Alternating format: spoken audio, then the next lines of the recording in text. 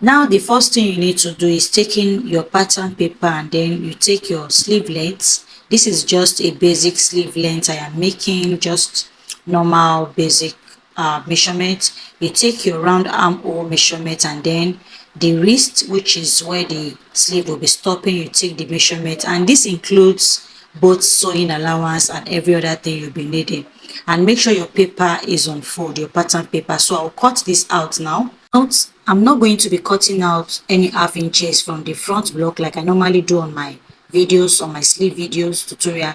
So now after doing that, after cutting it out, I'll take the desired length, which is 8 inches. I want to go with 8 inches for this tutorial, for this sleeve. So I'll just be outlining 8 inches, and make sure you can see the way I'm doing it. Make sure your outlines are straight so you don't make any mistake or any shortage afterwards you're done sewing. So now cut this out now.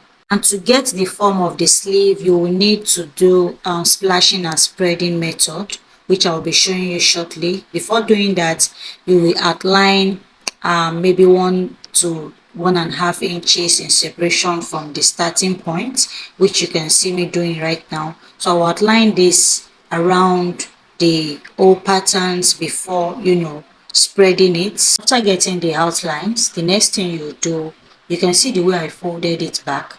So I'm just trying to get the actual measurement, if it's accurate, and then added with my sewing allowance before splashing it. You can see the way I'm using the scissors. So I'm joining it together so it is accurate on the other end. This is the other side of the sleeve. Just make sure when you're cutting it, you don't finish cutting the whole line, so you can easily work with it, the paper. So that's all about the cutting. The next thing I will do is placing this on the fabric I'm going to be using. Guys, if you want to place it, just note that the fabric you need, it must be more than the paper you're having after spreading it in length. Can you see the one I'm having here?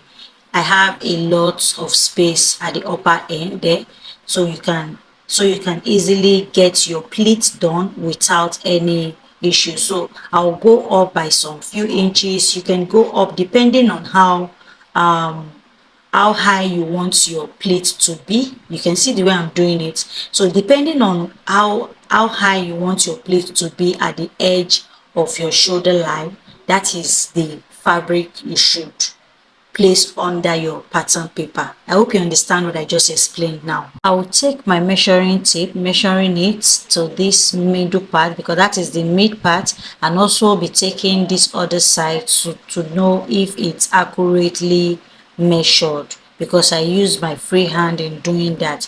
So to get it, you can as well use your measurement before outlining it with your chalk. I'll cut this now to the midpoint, so you get the midpoint. After cutting it, you can see the down part, how curvy that is. This is how it should be looking. It may even look deeper depending on the amount of fabric you're having, so you don't make any mistake while you're doing yours. This is just the process of you achieving the pleats you need for your blouse. So now I will fold it just to making sure this is accurate before cutting it out. So after getting it, I will cut the other end to meet with this upper side, which is the midpoint. I'll place it on another fabric to cut the other sleeve. So that's all about this cutting part. I will go now to my machine, and then to my sewing machine, and then I will come back and show you the end result of it. Guys, can you see the final look? And this is actually without lining or stay or hair stay or anything at all underneath, and it is this standing, and also it is Ankara fabric, which is soft fabric, not really the strong one. So you can imagine you using a very thick and strong fabric to achieve this, how it will really come out nice. So guys, I hope you enjoyed this tutorial as well as I enjoy making it. If you haven't subscribed, kindly please subscribe, like this video, turn your notification bell on, comment where you're watching this video from. Until I see you again in the next one, guys. Bye.